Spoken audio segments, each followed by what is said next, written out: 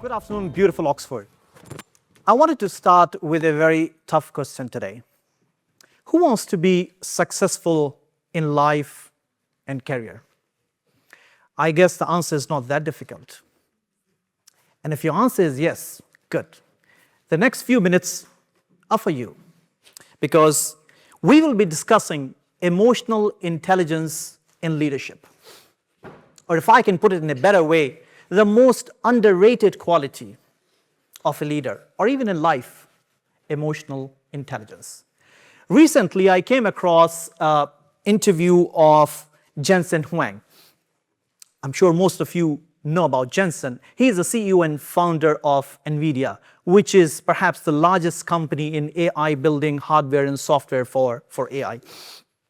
And he was asked, who's the smartest person he has ever met?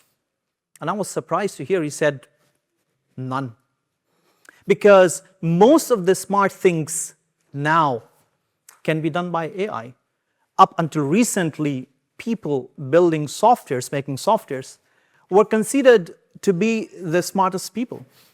Well, guess what? AI solved this problem first. So his reply was, perhaps those people who can connect on an emotional human level. And he was hinting towards emotional intelligence. I want to tell you a very brief story about a young guy who in the early days of his career used to do all kinds of odd jobs. But he always had a dream of becoming a senior corporate executive one day.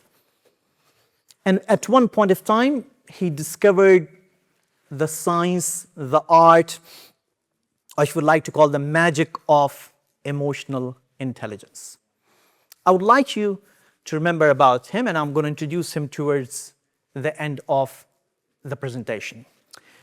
So here what you see, emotional intelligence can really be categorized into two different segments. One is for yourself, and one is other.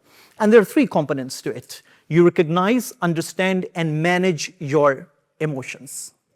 But in case of others, which is rather more important, it is about the first two same, recognize, understand, but predict the emotions, which is very critical and very important. Now, how do you do that? Each one of us as humans have emotional needs. And there are these 9 emotional needs that we have as humans. Security, attention, control, meaning and purpose, privacy, community, intimacy, status, and achievement.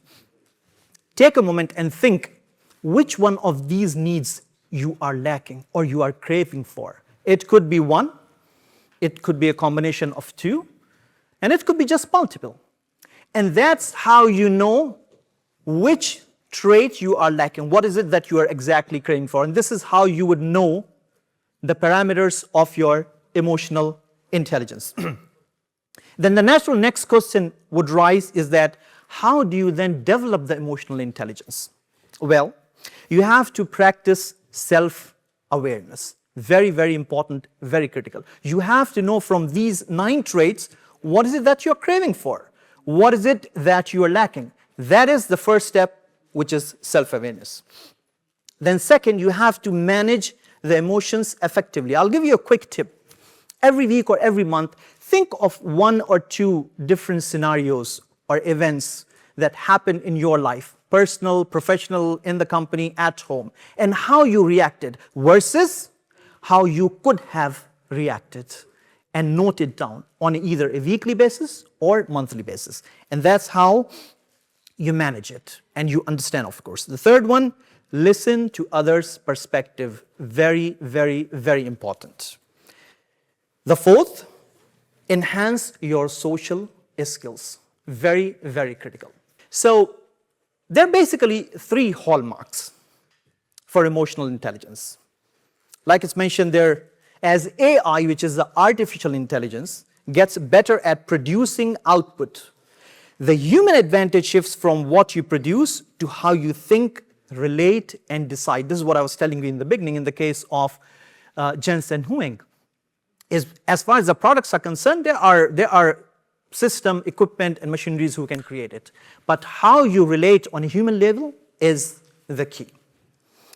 The three hallmarks that I was talking about, you manage yourselves under pressure, you understand and influence others, and then lastly, you apply the judgment during uncertainty. Of course, a short 5 to 7 minutes time is not perfect to cover a deep ocean subject like emotional intelligence. But remember the story about the young guy that I told you in the beginning of my presentation. You know, he discovered the science and art and the magic of emotional intelligence, religiously followed it. Well, not young anymore, but he did climb the ladder of success.